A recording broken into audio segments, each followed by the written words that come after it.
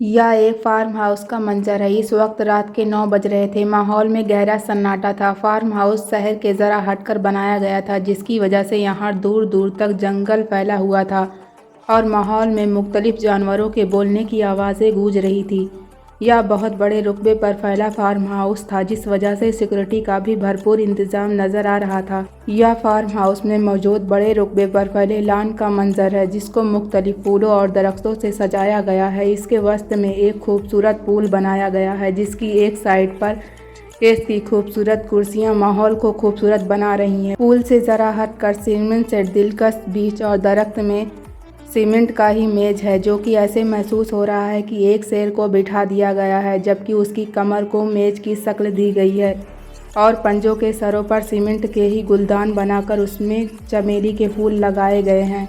मतलब कि एक भरपूर मंजर है इस हिस्से का कि जो कोई भी देखे दाद दिए बिना ना रह सके कि बनाने वाले ने क्या बना दिया है। इस बेंच पर एक बहुत ही खूबसूरत नौजवान बैठा दिखाई दे रहा है। नौजवान टांग पर टांग जमाए बायां बाजू बीच की पस्त पर फैलाए, जबकि दाएं हाथ से सिगरेट के कस लगाता किसी गहरी सोच में डूबा हुआ था। काले गर्म सूट में शानों पर काली ही ऊन की गर्म साल फैलाए, सफ़ेद खूबसूरत हाथों में काली घड़ी पहने, काले घने बाल सर पीछे ले जाकर सीट किए हुए हैं, जो कि थोड़े थोड़े घुंघरियाले हैं। इस बेंच पर बैठा वह किसी रियासत का बादशाह मालूम होता है।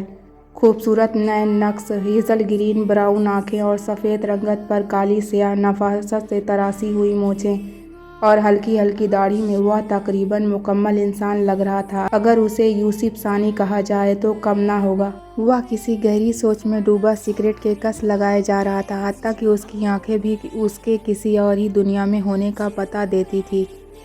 भाऊ हा डर गए। वह यूं ही सोचों में गुम सिगरेट उंगलियों में दबाए बैठा था कि पीछे से किसी ने उसके कान के पास आकर आवाज़ निकाली, जिससे वह अपनी सोचों से बुरी तरह बाहर आया। वह एकदम पीछे पलटा और सिगरेट उसकी उंगलियों से फिसलती कदमों में जा गिरी। और अब वह उस डराने वाले खूबसूरत नौजवान, जो कि 21-22 के लगभग था और तकरीबन उसी की तरह निहायत वजिया और दिलकश नकुश का मालिक था, लेकिन एक चीज़ उसे पहले वाले नौजवान से ज़्यादा दिलकश बनाती थी और वह थी उसकी हेज़ल ग्रीन चमकती हुई आँखें, जो कि उसकी मुस्कुराहट का साथ देते हुए खुद भी मुस्कुराने लगी थी। उसे खुशी से कहा लगाते देख रहा था। ओ माय गॉड सफ़ी लाला, आप किस हसीना के ख्यालों में गुम थे, जो आपको पता ही ना चला कि आपका शेर आपके पीछे खड़ा है, वरना तो आप मेरी खुशबू देखकर ही पहचान लेते हैं। ग्रीन कंजों वाला नौजवान अब उसके साथ ही बड़ी बेतकल्लुफ़ी से एक बाजू उसके कंधे पर फैला था, जबकि दूसरे हाथ में कोक कार्टन पैक पकड़े मुस्कुराते हुए उससे मुखातिब था। जबकि पहले वाला नौजवान, जिसे ग्रीन कंजों वाला शख्स अस्पी कह रहा था, वह अपनी पहली पोजीशन में वापस आ चुका था, लेकिन अब उसका दायां हाथ सिगरेट से खाली था। लाला की जान, कब बड़े हो गए तुम, और इतनी सर्दी में और रात के इस वक्त इतनी ठंड कोक पीने का मकसद, अगर बीमार हो गए तो। अस्पी प्यार से उसे डांटता हुआ बोला और उसके हाथ से कोकटन पैक पकड़ते हुए सामने पड़ी मेज पर रखते हुए अपनी बाजू से घेरे में इस तरह लिया कि अपनी साल भी उसके कंधे पर फैला दी, इस तरह की उसको सर्दी से बचाने की कोशिश की हो जैसे। जबकि शेरू अब मज़े से अपने लाला के कंधे पर सर रखे मज़े से लाड उठवा रहा था। जी और जनाब, खुद इतनी सर्दी में बैठकर इस फजूल से सिगरेट को मुंह से लगाए बैठे हैं। इससे क्या आपको सेहत मिल रही है, जो इस मनहूस चीज़ से आपका दिल ही नहीं भर रहा। वह सामने एस्ट्रे, जो कि राख और सिगरेट के बचे टुकड़ों से भर चुकी थी, उसकी तरफ इशारा करते हुए बोल रहा था, जबकि अंदार खालिस बीवियों वाला था। उसकी इस बात से अस्पी का एक जानदार कहकहा उस खूबसूरत लान में गूंजा था। ओ माई स्वीट हार्ट, लाला का छोटा सा बेबी। क्या यार, तुम तो दिन ब दिन बीवी ही बनते जा रहे हो। अस्पी उसको प्यार से अपने सीने में भींचते हुए उसके बालों का पोसा लेते हुए बोला, और अंदाज ऐसा था कि जैसे वह इस बात से बहुत महफूज हुआ हो। वाह अल्लाह, या लाड और कहे या खूबसूरत रोमांस भरा माहौल, कहीं मुझे हार्ट अटैक ही ना आ जाए। अभी शेरू अपने अस्पी लाला को कोई तगड़ा सा जवाब देने ही वाला था कि माहौल में एक और आवाज़ गूंजी, जिसे सुनकर दोनों के चेहरे इस तरह पलटे जैसे दो लोग और नमूदार हुए थे। आपको क्यों जलन हो रही है हमारे प्यारे से सनी लाला? असफी लाला, आप जल्दी से 4 बकरे मंगवाकर हमारे प्यार का सदका दे दे, वरना आजकल काली नज़र वाली बलाएं हमारे इर्द गिर्द घूमती नज़र आ रही हैं, और या ना हो कि हमारे प्यार को नज़र लगा दे। शेरू अपने लाला के गले में दोनों बाजू हमाइल करते हुए बोला, जबकि अंदाज जलाने वाला था। या बलाए, तुमने हमें कहा है। जवी उसे घूरते हुए बोला, एक तो तुम हमें 2 मिनट का बोलकर इधर अपने सफ़ी लाला से रोमांस कर रहे हो, हम दोनों को किचन में अकेला छोड़कर, और दूसरा हमें बलाए कह रहे हो। तुम्हारी तो सनी गुस्से से उसकी तरफ बढ़ा। अंदाज खासा लड़ाका था। लाला, बचा ले इन बलाओं से, वरना यह आपके शेर को कच्चा खा जाएंगी। खासी भूखी मालूम होती है। शेरू सनी को अपनी तरफ बढ़ता देखकर असफी की आगोश में घुसता हुआ बोला, पर जबान अभी भी मुसलसल चलती जा रही थी। Come on Sunny, calm down, बच्चा है, just chill dude. Asfi Sunny का बाजू पकड़ते हुए अपने बराबर में बिठाते हुए बोला, बच्चा प्लीज़ सफ़ी, इस 22 साल के खंबे को तुम बच्चा तो नहीं कह सकते ना। जवी सामने बेंच पर बैठता हुआ बोला, जैसे बदला उतार रहा हो उसके लंबे कद पर चोट करके। लाला देख ले, जवी लाला कितने मीन हैं, मुझे खंबा कह रहे हैं, जबकि उन्हें पता ही नहीं कि लड़कियां मेरी हाइट पर मरती हैं। शेरू अपनी लंबी हाइट पर उंगली उठते देख गुस्से से बोला, जबकि सनी और जवी उसकी बात पर तंजिया मुस्कुरा दिए। हाँ बिल्कुल, मेरा शेर बहुत प्यारा है माशाअल्लाह, और उसकी हाइट तो आइडियल है। असफी अपने शेर के कंधे पर बाजू डालता हुआ फ़ख्र से बोला। एक मान था उसके लहजे में अपने लाडले के लिए। जबकि असफी की बात सुनकर शेरू ने उन दोनों को ज़बान दिखाई थी। असफी, अपने लाडले की ज़बान संभाल लो, कुछ ज़्यादा ही बाहर निकल रही हैं, या ना हो कि काटनी पड़े। जवी शेरू को घूरते हुए बोला, जो अब मासूम शक्ल बनाए हुए बैठ गया था। शेरू, असफी ने उसको घूरी से नवाजा, जबकि वह कान पकड़कर रह गया। इसी आसना में मुलाजिम खाना लेकर आ गया, जो उन तीनों ने मिलकर बनाया था, और सब मिलकर खाना खाने लगे। खाना खाने के बाद सब बड़े हिजरे में जमा हुए। हम ज़रूरी बात करना चाहते हैं, और सबका मतलब सब। आगा जान खाना खा चुके थे और नैपकिन से हाथ साफ करते हुए बोले, जबकि उनकी खास नज़र अपनी बेटी और नवासी पर थी। खैर होगी इंशाअल्लाह, बीबी जान डरते हुए बोली। हाँ, और बाद में पता चल जाएगा कि कितनी खैरियत है, वह सर्द लहजे में बोले, जबकि उनकी बात सुनकर वहाँ सबके रोंगटे खड़े हो गए कि पता नहीं किसकी सामत आने वाली है। जबकि जवार सा और अजलान सा मुतमईन दिखाई दे रहे थे, या शायद उन्हें वजह मालूम थी। अनीज़े सा, हमारी जान, आपको बहुत ख्याल रखना है, और आपको यहाँ किसी से भी डरने की ज़रूरत नहीं है। यह पूरी हवेली आपकी है। आराम से बगैर डरे जहाँ चाहे घूमें फिरें। आपको मजबूत बनना होगा। आप सैयद वहाज आलम शाह की पोती हो, और आपको हमारी तरह मजबूत बनना है। अल्लाह आपको अपनी अमान में रखे, आमीन। आगा जान अनीजे के सर पर हाथ रखते हुए बड़े प्यार से बोले थे, जबकि वहाँ बैठे कुछ लोगों ने आगा जान की दुआ में आमीन, जबकि कुछ को तो आग ही लग गई थी। आगा जान कभी किसी से इतने प्यार भरे लहजे में नहीं बोलते थे, सिवाय अजलान सा के, और अब जबकि वह ऐनी को इतनी अहमियत मिल रही थी तो उन्हें हज़म नहीं हो रही थी। ऐनी ने नज़र उठाकर हैरान नज़रों से आगा जान को देखा, जो अब अपनी कुर्सी ढकेल कर खड़े हुए और ऐनी के सर पर पोसा देते हुए वहाँ से निकलते चले गए, और ऐनी उनकी मीठी खुशबू के हिसार में खो गई। आज उसे आगा जान से ना डर लगा था और ना ही नफ़रत महसूस हुई, जबकि आगा जान के पास से उठती भीनी भीनी कुछ नामहसूस सी महक सारा टाइम उसका हिसार किए रही, और वह हैरान सी अपनी इस कैफियत पर। यह शायद खून की कशिश थी जो उसे आगा जान की तरफ खींची थी, या कुछ और था, पर जो भी था वह आज अजीब सी खुशी महसूस कर रही थी। उसे हिसार में उसे मालूम ही नहीं हुआ कि उसके चेहरे पर एक बड़ी प्यारी मुस्कान खिली थी, जिसे वहाँ बैठे तकरीबन सब लोगों ने देखा था पहली बार। वह पहली बार ही तो मुस्कुरा रही थी इन सब के सामने दिल से, और बीबी जान ने उसकी बलाएँ ली थी और दुआएं दी थी इसी तरह मुस्कुराते रहने की। अजलान सा इत्मीनान से उसे मुस्कुराते देखा और खामोशी से खाना खाने लगा। वह खाने से फारिग होते ही आगा जान के हुक्म के मुताबिक हिजरे में जमा थे। बड़ा हिजरा हवेली की तरह बड़ा हाल नुमा कमरा था, जहां आगा जान अपने ख़ानदान के साथ अहम गुफ्तगू करते थे और खालिस ख़ानदानी मामलों पर बहस करते। यहाँ दीवारों के साथ साथ नरम सोफ़े उलझ गए थे, जो कि कमरे के चारों तरफ एक जैसे थे, जबकि दरमियान में दो लंबे शीशे ने मेज़ लगाए गए थे जिस पर खुश्क मेवा जात और फल रखे गए थे, जबकि एक तरफ गोल टेक वाला 3 साइज शानदार सोफ़ा पड़ा था जिसकी दोनों तरफ साइड टेबल पड़े नज़र आ रहे थे। वहाँ सब बैठे बातों में मशगूल थे कि तभी सोफिया बेगम आगा जान की बड़ी बेटी और उनके साथ उनकी 2 बेटियां मनाहिल और सोहा दाखिल हुई और ज़ारा बेगम के साथ जाकर बैठ गई, जबकि उनकी बेटियां वहां पहले से ही मौजूद बाकी लड़कियों के साथ बराजमान हो गई। बीबी जान, आपकी लाडली पोती नज़र नहीं आ रही क्या? उसने आगा जान का हुक्म नहीं सुना? ओह, मैं कैसे भूल गई, सरकशी तो उसके खून में शामिल है, तो इसीलिए आगा जान का हुक्म क्या मायने रखता है। सोफिया बेगम ने एक तायराना नज़र इर्द गिर्द घुमाते हुए बड़े गुरोफर से अल्फाज अदा किए थे। सोफिया साहब, अपनी ज़बान को लगाम दीजिए, इस हवेली को इतने कड़वे और नफ़रत भरे लहजे सुनने की आदत नहीं। बीबी जान धीमे लेकिन सख्त लहजे में जवाब दिया, जबकि सोफिया बेगम मुंह बनाकर रह गई। तभी आगा जान अपने बेटों जवार शाह और सिकंदर शाह के साथ हिजरे में दाखिल हुए, जबकि वहां मौजूद सब लोग अपनी जगह खड़े हो गए। आगा जान आपकी सलाम का जवाब देते हुए अपने सोफे पर जाकर बराजमान हो गए और बाकी सबको भी बैठने का इशारा किया, जबकि जवार शाह और सिकंदर शाह, जो कि शक्ल में तकरीबन मिलते जुलते ही थे, बस फ़र्क बालों की रंगत का था, एक के भूरे और दूसरे के काले, इसी सोफे के साथ रखी लंबी टेक लगाकर कुर्सियों पर बैठ गए। बड़े हिजरे में जाने के लिए हवेली के बाहर से जाना पड़ता था। वह दोनों हिजरे की तरफ जा रहे थे कि अचानक ऐनी की नज़र फूलों की वाड़ में घूमती सफ़ेद बिल्ली पर पड़ी, जो उसने पहले दिन देखी थी। उसके कदम रुक गए, जबकि उसके रुकने पर अजलान शाह ने पलटकर उसे देखा, जो फूलों की बाड़ में चलती बिल्ली को बड़े इस्तेग़फ़ार से देख रही थी।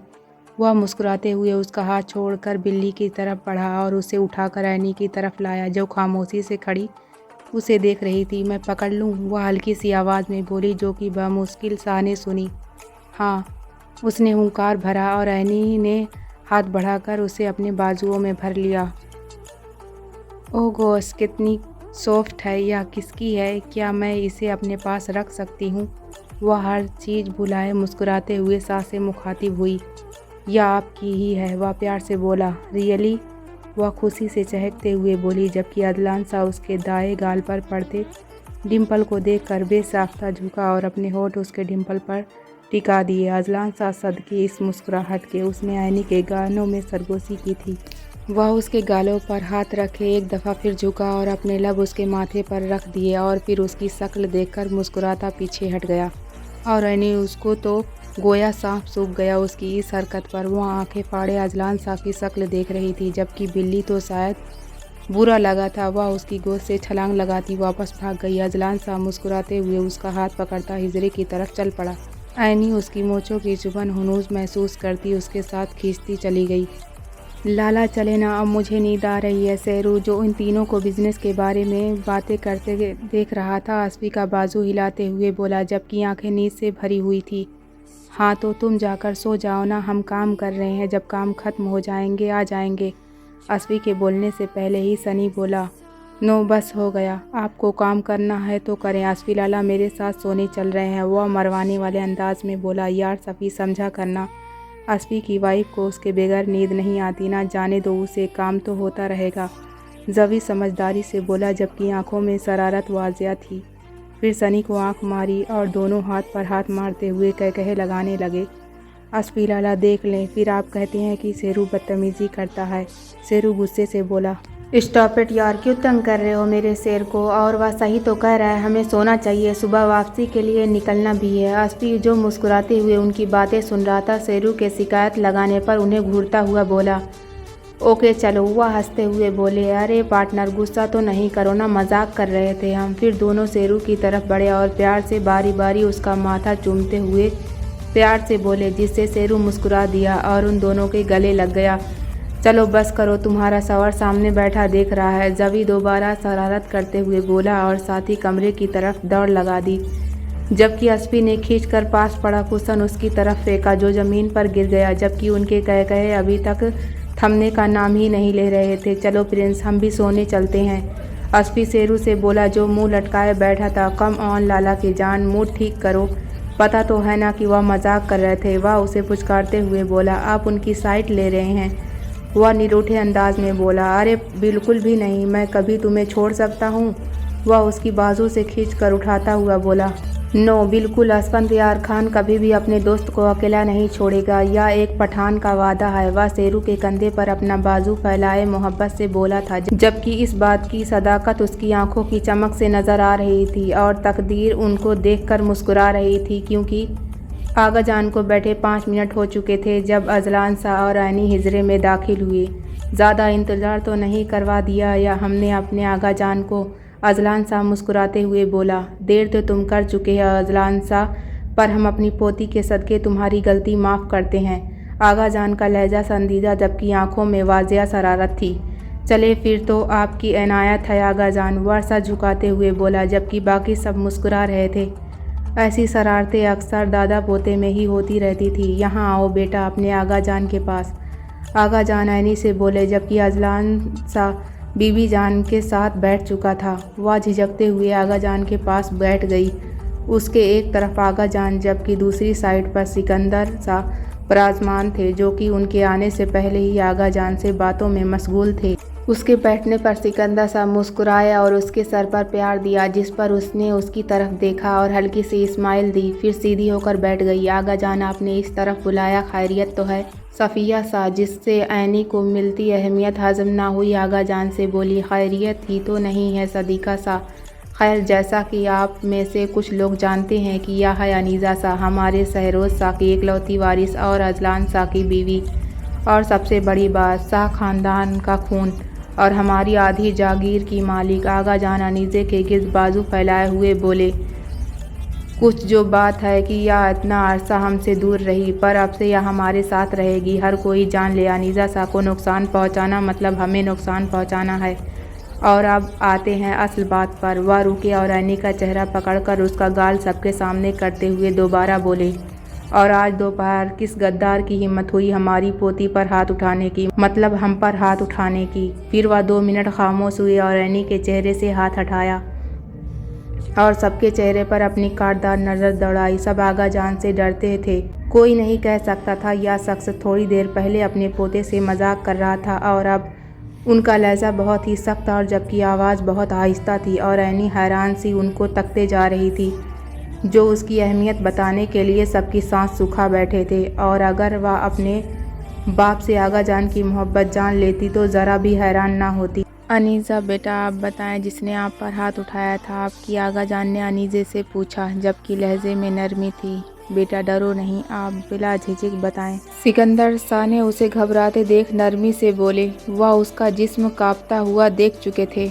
वह कौन थी या उन्होंने मुझ पर हाथ क्यों उठाया मैं नहीं जानती, बट वह कह रही थी कि मैं उनके हक पर डाका डाल रही हूँ, and I have no idea कि वह किस हक की बात कर रही थी। वह अपने हाथों पर नज़रें जमाए धीमे से बोली, जबकि अंदाज में मासूमियत थी, जिसे देखकर वहाँ बैठे कितने ही लोगों को उस पर प्यार आया था, जबकि मनाहिल उसे खा जाने वाली नज़रों से घूर रही थी, जिससे ऐनी अनजान थी। आगा जान ने हुंकार भरा और अपने बाईं तरफ खड़े जमशेद शाह को इशारा किया, जिस पर वह सर हिलाते बाहर चला गया। चंद मिनटों बाद वह वापस पलटा तो वह अकेला नहीं था, उसके साथ एक मुलाजिमा थी जो शक्ल से सख्त घबराई हुई थी, और जमशेद खान उसे बाजू से पकड़े आगा जान के पास लाया और वापस अपनी जगह पर खड़ा हो गया जहां वह कुछ देर पहले खड़ा था। कस्तूरी, तुम्हें अजलान शाह के कमरे में जाने के लिए किसने बोला था? आगा जान का लहजा नहायत सर्द था कि कस्तूरी के पसीने निकल आए। बड़े साईं, मुझको नहीं मालूम आप क्या पूछ रहे हैं। मैं तो छोटे सा साईं के कमरे में गई ही नहीं, वह अनजान बनते हुए लड़खड़ाए हुए लहजे में बोली। जमशेद खान, वह हुंकार भरते हुए बोले, हुक्म साईं। जमशेद खान एक कदम आगे बढ़ता हुआ बोला, इसे ले जाओ और शेर के पिंजरे में बंद कर दो, उसका भी तो जायका बदले, और वैसे भी इंसान का गोश्त वह बड़े अरसे बाद खाएगा। उनके चेहरे पर मुस्कुराहट थी, बड़ी सर्द सी। यह उनका आखिरी हरबा था जो कि कामयाब रहा, और कस्तूरी रोती हुई उनके कदमों में गिर गई। बड़े साईं, मुझे माफ़ कर दो, मेरे छोटे छोटे बच्चे मेरे बगैर मर जाएंगे। मैं बताती हूँ, जब आप बीबी साईं को उनके कमरे में छोड़ कर गए थे तो मनाहिल बीबी ने हमें बोला कि मैं उनके साथ चलूँ, और मैंने मना भी किया कि मुझे इजाज़त नहीं वहाँ जाने की। उन्होंने मुझे हवेली से निकालने की धमकी दी। साईं, उन्होंने ही बीबी साईं को मारा और उनके बाल भी खींचे। बीबी साईं नींद में थी साईं, और फिर छोटे साईं आ गए और उन्होंने मुझे कमरे से निकाल दिया। उसके अलावा मैं कुछ नहीं जानती। साईं माफ़ कर दे, आपको रब साईं का वास्ता। आगा जान के हुक्म पर जमशेद खान उसकी तरफ बढ़ा ही था कि वह रोते हुए आगा जान के कदमों में बैठ गई और रोते हुए सब बताती चली गई। जबकि ऐनी उसके इस तरह बैठने और रोने पर घबराकर पीछे हुई। सिकंदर शाह ने उसके गिर्द बाजू फैलाया ताकि वह डरे नहीं, क्योंकि उसने पहले कभी इस तरह कुछ देखा ही नहीं था जिसे सिकंदर शाह जानते थे।